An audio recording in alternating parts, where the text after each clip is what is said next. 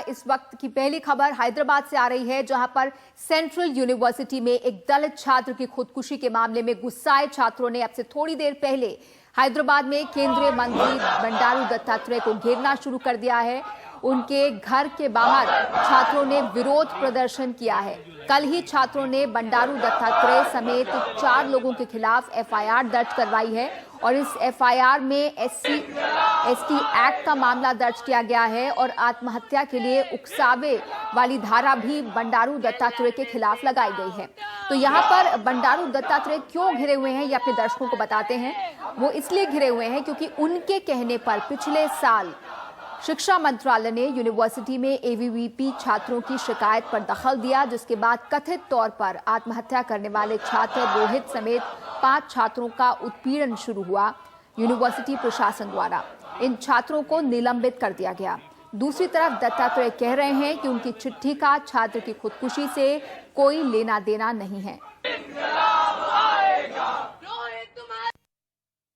हमारे डिमांड्स बहुत क्लियर है। ये बंडारू दत्तात्रेय, ये वाइस चांसलर अप्पा राव, ये एबीवीपी का प्रेसिडेंट सुशील कुमार, ये रामचंद्र राव, चीफ प्रॉक्टर आलोक पांडे, ये सब पे ये जो पुलिस बुक हुआ है, इनको जेल में जाना है, इनको पनिश करना है। ये लोग रेस्पॉन्सिबल है रोहित वेमुला के मर्डर को। इसके बाद ये अप्पा राव, ये वाइस चांसलर पोस्ट से निकल जाना चाहिए। हम केंद्रीय राज्य मंत्री बंडारू दत्तात्रेय के सिकंदराबाद निवास के पास हैं। जैसे कि आप देख सकते हैं, यहाँ पे पुलिस कर्मी नियुक्त किए गए हैं। ये इसलिए कि तेलंगाना जागृति और दूसरे छात्र संस्थाओं ने कहा है कि वो यहाँ पे आके अपना प्रोटेस्ट जाहिर करेंगे, इसलिए कि बंडारू दत्तात्रेय ने पिछले अगस्त को एक खत लिखा था एचआरडी मिनिस्टर स्मृति ईरानी को, ये कहते हुए कि उनको लगता है कि सेंट्रल यूनिवर्सिटी के अम्बेडकर स्टूडेंट्स एसोसिएशन का के जो एक्टिविटीज हैं वो एंटी नेशनल हैं, एक्सट्रीमिस्ट हैं और रेडिकल हैं और कास्टिस्ट भी उन्होंने उसको बताया।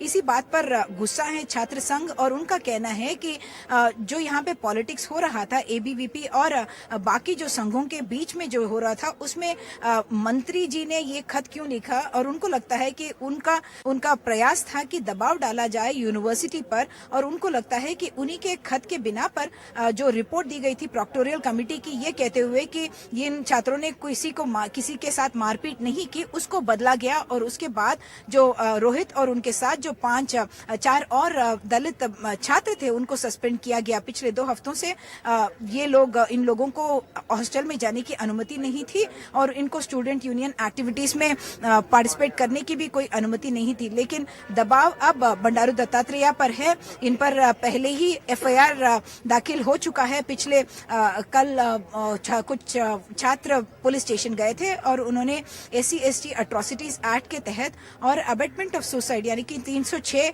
के तहत केस दर्ज करवाया है मंत्री के खिलाफ। हैदराबाद से कैमरा पर्सन नागराजू के साथ उमा सुधीर, NDTV इंडिया के लिए। तो यहाँ पर उमा आपको बता रही थी कि किस तरह से बंडारू दत्तात्रेय पर आरोप लग रहे हैं उनकी भूमिका को लेकर। अगस्त 17 को पिछले साल उन्होंने चिट्ठी लिखी थी जिसमें उन्होंने आरोप लगाया था कि यूनिवर्सिटी उग्रवादी, जातिवादी और राष्ट्र विरोधी गतिविधियों का केंद्र बन गई है। और ये चिट्ठी उन्होंने तब लिखी थी जब एबीवीपी ने उनसे शिकायत की थी। यूनिवर्सिटी के अंदर एबीवीपी और अंबेडकर छात्र संघ, जिससे ये छात्र भी जुड़ा रहा, उसके 4 साथी भी जुड़े रहे, उनके बीच तनातनी चल रही थी और एबीवीपी ने दबाव बनाने के लिए यहाँ के स्थानीय सांसद बंडारू दत्तात्रेय का सहारा लिया, जिसके बाद कथित तौर पर इन छात्रों का उत्पीड़न यूनिवर्सिटी द्वारा शुरू किया गया, ऐसा छात्र आरोप लगा रहे हैं। और इसके बाद बंडारू दत्तात्रेय के खिलाफ यहाँ छात्रों का गुस्सा फूट पड़ा है। उनके घर के बाहर आप देख सकते हैं किस तरह से पुलिस यहाँ छात्रों को घसीटकर उन्हें हटा रही है।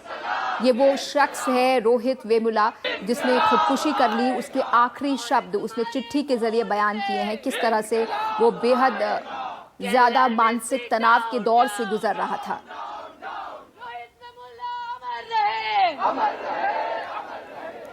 जुलाई से इस छात्र को उसका स्टाइपेंड नहीं मिल रहा था, आर्थिक तौर पर काफी तंगी से जूझ रहा था। हॉस्टल से, मेस से बाहर कर दिया गया था 4 साथियों के साथ, तो रहने की कोई जगह नहीं थी, खाने का इंतजाम नहीं था। परिवार भी आर्थिक तौर पर कमजोर है, इसलिए काफी ज्यादा मुश्किलें इस छात्र के सामने थी, जिसके चलते उसने रविवार को खुदकुशी कर ली और उसके बाद से यहाँ पर तनाव बना हुआ है।